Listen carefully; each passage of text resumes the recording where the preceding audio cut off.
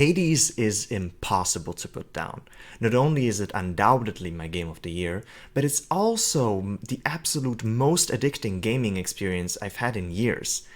When I bought it on Switch on its release, I was glued to my screen in awe at what the small indie game was presenting to me. And this comes from someone who usually has a rather complicated relationship with roguelike games. If I'm being honest, I was disappointed when Supergiant Games, the developers, announced that their next project would be a gradually updated roguelike game launching for early access. But I underestimated what kind of experience this would allow them to craft in collaboration with their audience. And it shows through and through. In Hades, you take up the mantle of the titular Greek ruler of the underworld's sun, named Zagreus, to try and run away from home. Only problem is that said home is, well, hell. And it soon turns out escaping it won't be an easy task. On your journey, you'll meet a plethora of fun and varied characters, which will sometimes hinder, but usually support you, as well as gain different upgrades from the Olympian gods. These so-called boons are what the game is based around, but more on that later. As you walk through the game's 4 different larger areas, also often referred to as biomes, you will need to make decisions on which doors to take in order to gain different rewards after clearing the enemies hidden inside. These decisions turn out to be absolutely crucial, as balancing out the complex risk versus reward system in the game will be the #1 deciding factor in your skill. These symbols aren't explained by the game itself, but you'll soon get the hang of their meaning as you work your way through. Safe to say, you won't be making it too far in your first attempts, but this is what the roguelike genre is known for. You're supposed to have fun continuously trying and chipping away at the game's difficulty while biting your teeth out. Very different from other roguelikes, however, Hades tries to minimize the inherent drawbacks of the genre by somewhat rewarding failure. Whenever you inevitably return home to marinate in your defeat, you'll have something to look forward to. Be it new story content, small but permanent upgrades to Zagreus' health, damage output, and general survivability, aesthetic changes to the halls of Hades' palace, or even different weapons and their variations. In my countless attempts of escaping hell, I can say that I've only rarely truly felt the sting of a loss to its full frustrating effect, and sometimes even looked forward to returning to see what my actions outside of home have changed in its interior. I'm not going to spend too much time discussing the story here, as I will be releasing a sequel to this video that will be discussing the story to its full extent. Which is ironic, by the way, because Supergiant Games is famous for increasingly fusing gameplay with storytelling, and this game represents an absolute high point in that effort. Let's just say you're never far from a new revelation in the ever-evolving plot and the branching, complex relationships of the characters, which do need to be mentioned, as many of them reside inside Hades' palace and will reward you with different artifacts that can be selected before a new run and at the start of each new floor. So, before you go, there's lots for you to discover and fine-tune. These upgrades and choices, however, strike a great balance between feeling useful and not being overpowered. You won't ever be able to feel inherently much stronger from the get-go, but Zagreus will feel more akin to your playstyle preference. So with your weapons, artifacts, and later on pets in tow, we take off. What will immediately pop into your eye is the glorious art style and graphics, which for the most part run smooth on the Switch in portable mode. There are frame rate dips, but they happen in ways and areas that are completely predictable, just because of the amount of things happening on the screen, and never take away any of your control over the gameplay. The game manages to both feel incredibly colorful and transmit the dreadful feeling of marching through hell at the same time. It seems the studio's style has evolved yet again to feel more mature, while not ever stepping into unnecessarily gruesome or sexual territory. Through that, the game feels very stylish and larger than life, while at the same time bringing you near the events and making them feel ever more personal. This is often transmitted through very subtle animations of the characters during dialogues, or even details in the environment, which the narrator of the game will comment on. Zagreus can hear the narrator, by the way, which is often used for some funny and clever meta-commentary.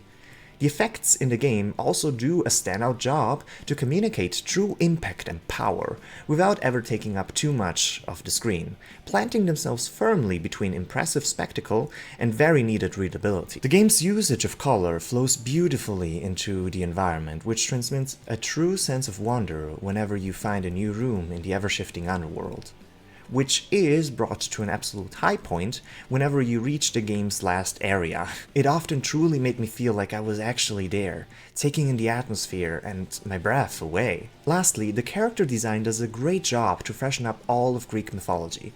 Some gods and monsters look very different from what you might expect, while others are kept near their roots. It's very fun to see what direction they are taken in, and the attention to detail can be felt everywhere. This goes for enemies and their animations as well, be it when they jolt up in shock as you stab them in the back, or their seemingly unpredictable attack patterns. So, as mentioned earlier, you'll be clearing rooms packed full of these enemies while traveling through hell. Each new room almost always contains a horde of enemies waiting to squash you. What starts off as a fight for survival against a relentless onslaught quickly turns out to be a clever dance of prioritization and skillful assassination. Whenever new enemies spawn, they'll be clearly marked, exposing them to you and opening a window of opportunity depending on the kind of enemy. You'll be dashing around the battlefield and, oh, I forgot to talk about the controls.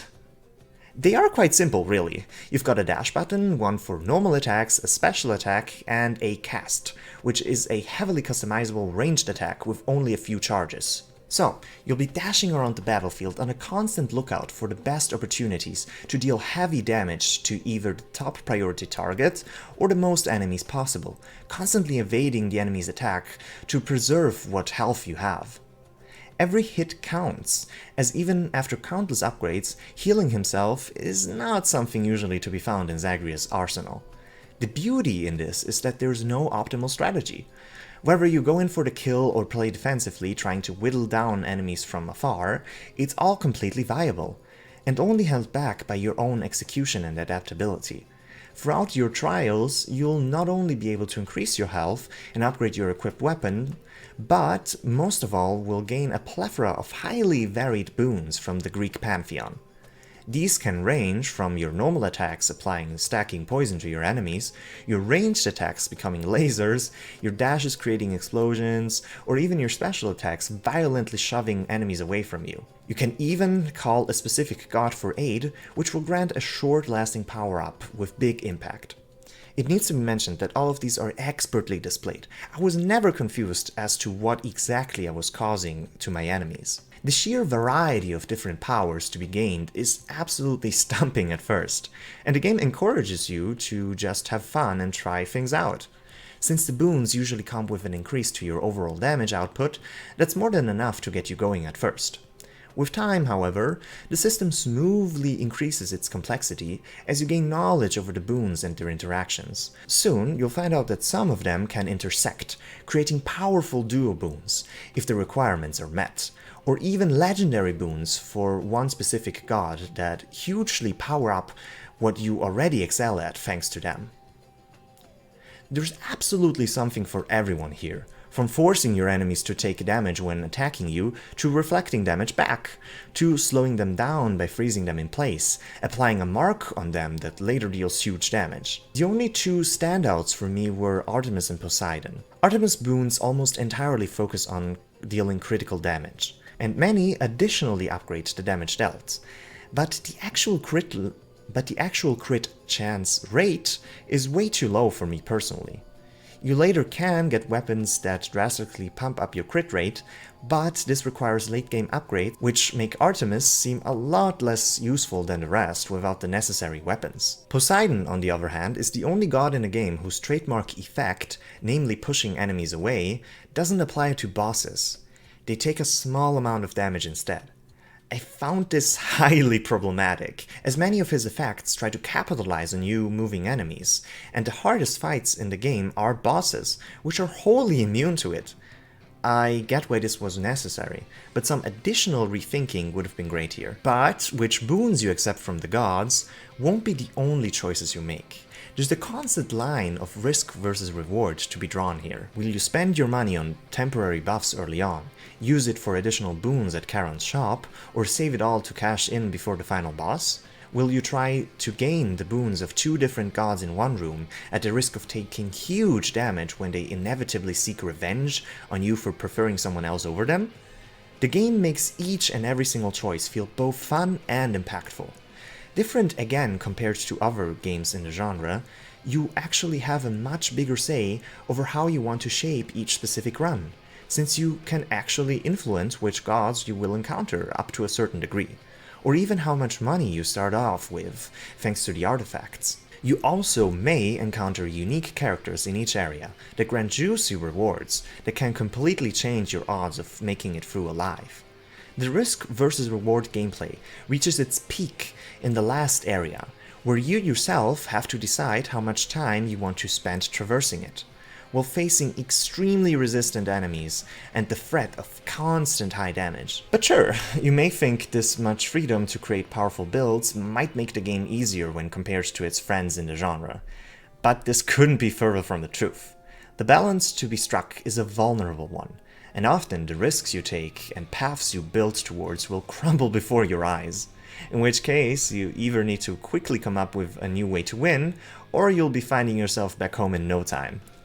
Having an idea of how to persist is crucial, as the bosses will give you no leeway or room for error. The 2 last ones in particular require precision, shifting priorities, and near perfect dodging to overcome. God, I've bitten my teeth out fighting Theseus and Hades. These fights never feel unfair, mind you. Although the game may try to impress, or rather distract, you with how many lethal things it can conjure up on the screen in just a few seconds, and it did take me longer than probably intended to figure out what the status effect Hades can apply to you actually does. But these fights wouldn't be half as intense without the excellent sound design. From killing to dying, it all sounds perfect. There's a certain weight that can be felt everywhere, which adds to the credibility of the world. The sound that plays while you're getting revived being my personal favorite, but I still didn't mention the studio's famous strengths. Different from others, the voice acting has always been done in-house, meaning the actors are permanent parts of the studio. This allows them to do an honestly astounding amount of voice work of supreme quality. More on this in my story video, but with the amount of dialogue in this game, it's absolutely crazy how every single line sits perfectly like a glove. You're gonna believe these characters, every single thing they say, with the incredibly authentic voice work and variety of tones, accents, and types of expression. There's also absolute superstars like the actor for Hades voicing multiple of the characters that you could never tell are coming out of the same mouth, bringing me to the last of the dev's strengths, and something they are most famous for, the music. Fittingly, unlocking the music to be freely listened to is one of the late game goals of the game, and it should surprise nobody that they deem this rewarding enough. While settled in Greek mythology and with many more simplistic songs, the game also provides bombastic guitar riffs that almost swerve into metal during intense fights, while always bringing in the unique personality of this particular soundtrack. And no, I'm not talking about the guitars this time.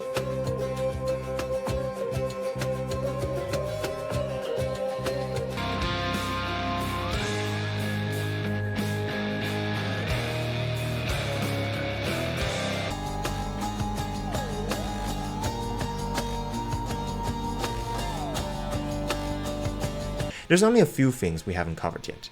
One of the currencies allows you to not upgrade yourself, but hell, making your runs more diverse, opening more options, and lessening frustrations. This same currency later on shifts into being used for cosmetics of your, Hades home, which forces the titular character to sneeringly comment on your investments. Last, but certainly not least, the weapon aspects. So, as I mentioned, you can equip a variety of weapons in a game. You should, however, rather see them as different classes, 6 to be exact. These decide on what your normal and special attacks will do. There is a sword, a spear, a shield, a bow, fists, and well, a gun. These have different aspects, giving you a new spin or variation on how to use the weapon, be it by providing more crit rate in certain situations, or even completely altering your bow special fire into homing arrows. But there's also one last part of them. All weapons have a fourth, secret aspect, and when I found one of these for the first time, I literally got goosebumps. Which shouldn't surprise anyone given my history. But still, these hidden aspects are based on mythological beings outside of the Greek pantheon. They are not only much more powerful than the others, but also provide a new, completely new moveset. They also come with unique and potentially devastating drawbacks. There's one that grants you lifesteal on a certain attack, but absolutely butchers your max health bar. One that grants you more health, but makes you inherently slow in everything you do. And then there's the final aspect, the one for the gun, that is just absolutely bonkers, and I haven't made work at the time of writing this yet. I called these weapons classes because endgame progression is basically tied to them. After you've beaten your father enough times, he will open up contracts of punishment for you to sign. In this menu, you may alter how much damage your enemies have, if bosses become stronger, or even if enemies start tanking hits. You can decide on all kinds of handicaps you want to impose onto yourself for your escape attempts to try and gain fresh rewards for it. Chief among them, Titan Blood, which you need to upgrade your weapons. This is saved on a weapon-to-weapon basis, meaning that you'll get to collect rewards for each one of your heat levels per weapon you use. This, in addition to some weapons randomly granting more resources, encourages you to experiment with them and master many new playstyles. In fact, encouraging you, but never forcing you into something is what this game is all about. If you don't want to have a varied playstyle, you're more than welcome to just push through the ever-increasing difficulty with just one weapon. Or you can ignore even that to fulfill certain prophecies listed in your room. Or just get to know the characters, or romance them, or unlock the multitude of secret and less secret endings. Now, I know we are pretty far into the video, and I'm sure all of this sounds like a lot. A game just trying desperately to capture your attention while it throws all kinds of things at you. But I assure you, that couldn't be further from the truth. Playing Hades never makes you feel like there's too many systems in the game, or resources, or powers, or even weapons. In fact, it feels like there's exactly enough there to motivate you, but never confuse you. The systems interact beautifully with one another to create an experience that keeps bringing you new rewards and discoveries many hours into the game. It's not an easy game, but both the skill and strategic knowledge needed is something built up naturally within the player. And that's something I've never experienced in this way in any roguelike game before. The latter is also easily done through the in-game codex, with precise and detailed information on practically anything in the game. Starting a run feels both exciting and intuitive, and you will often either get to do exactly what you set off to, or find new crazy combinations that will make you instantly drunk with power. Maybe literally. The bottom line is this: Hades is an infinitely rewarding, terribly addicting, and devilishly innovative game that anybody with a love of games should have tried out. It was even underpriced at release. It's undoubtedly the best game of 2020, because Hades is impossible to put down.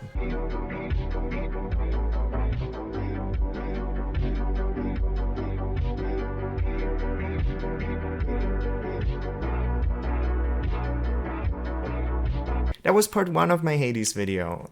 Part 2 will be specifically about the story, so stay tuned to find out more.